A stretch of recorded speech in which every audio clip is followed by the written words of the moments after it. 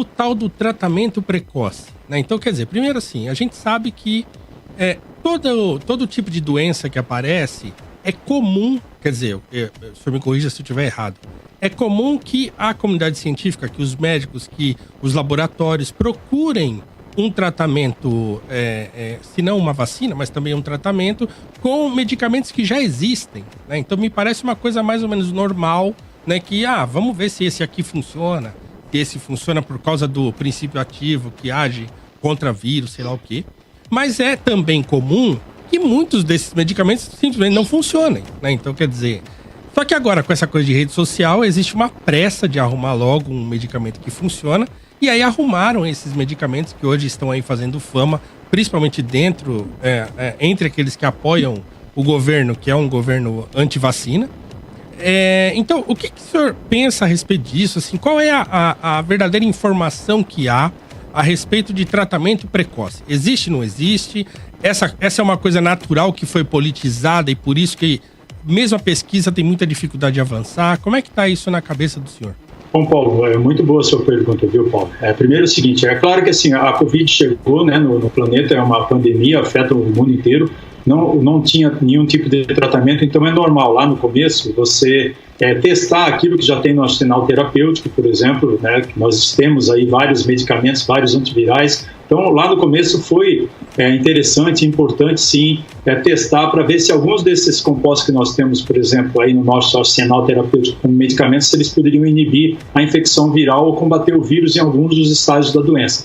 Só que à medida que o tempo foi passando, mais e mais evidências científicas robustas, né, de estudos que a gente chama de randomizados, duplo cego, elas foram sendo conduzidas e nenhuma delas trouxe, por exemplo, nenhum tipo de resultado concreto, qualquer evidência científica que fosse de suporte, fosse servir de suporte, por exemplo, para qualquer um desses medicamentos, seja cloroquina, hidroxicloroquina, ivermectina, azitromicina, em qualquer um dos estágios da doença. Então, por exemplo, tudo começou com a cloroquina, né, que foi um trabalho de um cientista francês chamado Didier Raoult, que ele publicou um resultado que foi, em princípio, assim, teve um grande impacto porque ele mostrou uma redução nos casos de morte mais graves. Infelizmente, infelizmente isso teve uma repercussão enorme e agora, há uma semana, ele pediu desculpas por esse resultado, né, que ele mesmo falou que foi um resultado fraudado e que não houve redução do caso de mortes com a cloroquina. Só que, claro, esses medicamentos, então, mesmo a ivermectina ou a hidroxicloroquina, não mostraram nenhum tipo de benefício em qualquer quadro da doença, começando pelos mais graves. Então, aí eles foram para os moderados, também não mostraram nenhum tipo de eficácia comprovada. Foram para os leves até chegar nos mais leves. E aí o que acontece? Esse tratamento precoce, ele implica em que você, antes de pegar o vírus ou ao ser infectado com o coronavírus, você usa esses medicamentos, né? Mas só que eles estão jogando, por exemplo, com o próprio sistema imune, porque a gente sabe que 90%, por exemplo, das pessoas que são infectadas com o vírus, o próprio sistema imune delas dá conta, por exemplo, de não tornar aquela doença grave. Então, se elas tomarem cloroquina, ivermectina, se elas tomarem capim, limão, se elas tomarem alhos, elas vão ficar boas do mesmo jeito. Então, não é por causa do medicamento. Então, todas as evidências, por exemplo, se você pegar as 10 cidades brasileiras, né, isso está agora são dados aí que inclusive tem no Ministério da Saúde e do IBGE. Se você pegar as 10 cidades brasileiras com mais de 100 mil habitantes, 9 delas que adotaram, as 10 que adotaram o kit precoce lá desde o início do ano, 9 delas têm cerca de 40% a 50% mais óbitos do que as cidades que não adotaram o kit. Uma cidade, particularmente, que é vizinha lá do meu estado, a cidade de Itajaí, que desde o início distribuiu kits como ivermectina, como cloroquina, como azitromicina, e inclusive ozonioterapia retal, ela é a cidade do estado de Santa Catarina que tem o maior número de óbitos, disparado em comparação com todas as outras, né? Então agora as associações médicas brasileiras, o Conselho Federal de Medicina, por exemplo, eles estão solicitando, exigindo, né, do Ministério da Saúde que retire, inclusive, uma plataforma lá chamada Traticov, né, do ar, e a gente espera, né, que essa plataforma saia definitivamente do ar. Ela misteriosamente sumiu, né, nos últimos 2 dias ela saiu do ar, e a gente espera que realmente ela saia. O próprio ministro da Saúde, que antes defendia o tratamento precoce, disse que nunca defendeu o tratamento precoce, e sim um atendimento precoce. Então nós realmente não conseguimos entender, mas infelizmente, assim, nenhum desses medicamentos teve qualquer tipo de benefício, e o que nós precisamos realmente seguir são as medidas não farmacológicas e agora defender as vacinas, todas as vacinas, independente da nacionalidade.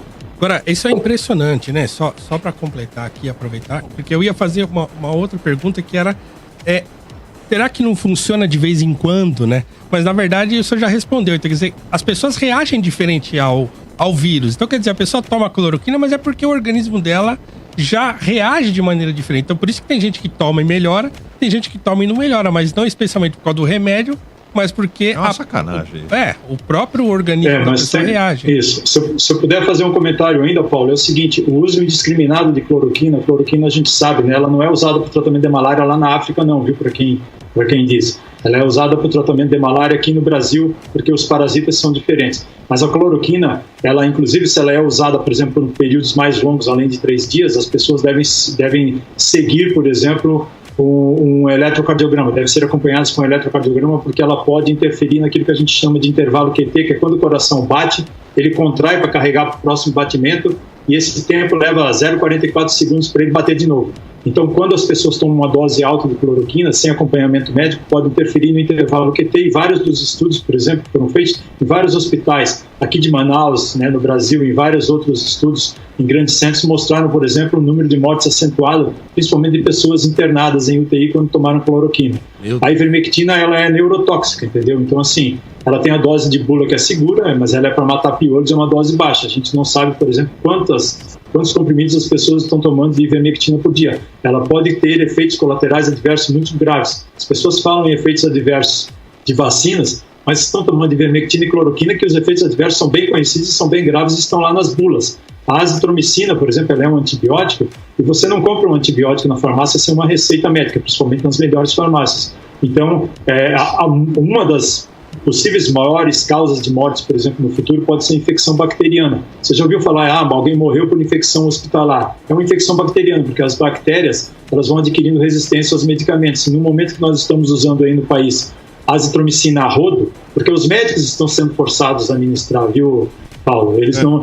Muitos médicos são contra esse tratamento precoce, mas eles estão sendo forçados, até porque, você imagina, você chega lá, você é um defensor do tratamento precoce, você chega lá no médico, isso aconteceu muito, e aí você exige que o médico te dê o tratamento precoce, porque, olha, eu ouvi falar que faz bem. Então o médico se sente na obrigação de dar, porque se ele não der, e eventualmente ocorrer alguma coisa grave com aquele paciente, ele pode ser processado, enfim. Então, os médicos, né, a classe médica de forma geral, alguns se rebelaram e se recusaram, mas boa parte acabou adotando receitar os kits, né, esses kits da ilusão, simplesmente para evitarem qualquer tipo de problemas, porque, infelizmente, eles estão sendo obrigados aí. Eu vi isso de muitos médicos. Muito médico amigo meu falou, olha, a pior coisa que tem aqui nessa pandemia é a galera que está chegando com informação de WhatsApp, que chega pra gente e fala, olha, eu quero ser tratado com isso. E já tinha uma lista lá no WhatsApp. É uma sacanagem, né?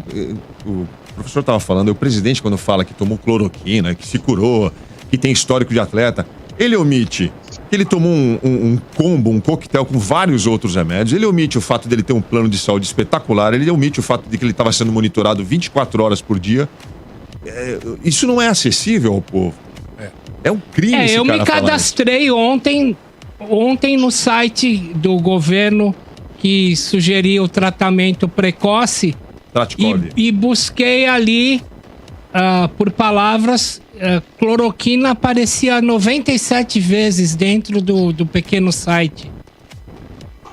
Sim. Olha, professor, eu até consigo entender um político e o cálculo político que ele faz para ganhar com essa narrativa criminosa. Agora, uma coisa que para mim é difícil de entender e que eu já vi o senhor você trabalhando contra, são os profissionais da área de saúde. Tem médico que dá entrevista em programa aliás, é um grupo pequeno, que são sempre os mesmos médicos, que estão em programas de TV, programas jornalísticos, rádio, dando entrevista, programa de YouTube. Eu já vi você criticando, eu não vou falar o nome do médico, é um gordinho careca, sem vergonha. Ele fala a mesma coisa, é uma lista de fake news, e o cara é médico. Eu não entendo o que leva um profissional da saúde a encampar um discurso errado desse e difundir mais desinformação, promover a confusão nesse momento. É um momento muito complicado que nós estamos passando, né, Adriano? A gente vê, assim, muitos profissionais da saúde mesmo, muito sérios, muito competentes, defendendo, por exemplo, né, as medidas não farmacológicas, que elas têm salvado vidas, entendeu? Você vê que a narrativa de defender o kit de medicamentos, ela não se sustenta mais. Nós estamos desde março de 2020 falando nisso. Quer dizer, nos ajudou? Nos tirou da pandemia? Não nos tirou. Porque o vírus ele vem sendo mais transmissível, ele vem sofrendo mutações, a transmissibilidade dele vem aumentando, ele está infectando mais pessoas, ele ainda não se tornou mais letal, mas ele nem precisa se tornar mais letal, porque em virtude do comportamento humano, também que é um pouco irracional, inexplicável, o vírus se espalha mais rapidamente, mais pessoas vão ficar infectadas, que vão infectar mais pessoas, que vão procurar mais os hospitais, maior número de pessoas vai ficar internada, maior número de pessoas vai para a UTI e, consequentemente, maior número de pessoas vai a óbito. Então, você vê que o tratamento, ele não tem funcionado. E se nós continuarmos assim, a situação, ela só vai piorar. E aquilo que nós estamos observando hoje em Manaus, ela pode acontecer em outros locais aqui no país. Tomara que não, mas ela pode acontecer.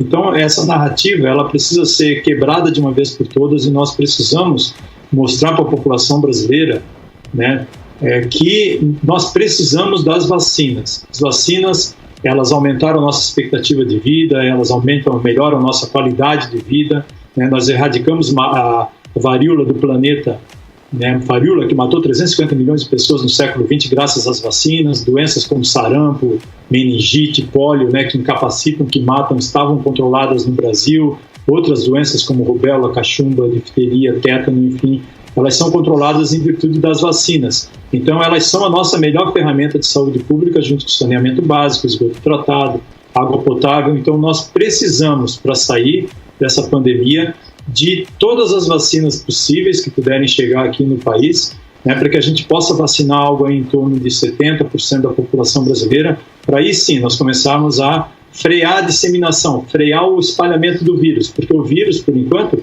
ele está controlando o jogo, entendeu? Ele está dando um 7-1 legal aí no país. E para nós sairmos dessa situação, nós precisamos combater com a melhor ferramenta que existe, que são as vacinas. E com a boa informação. A grande verdade.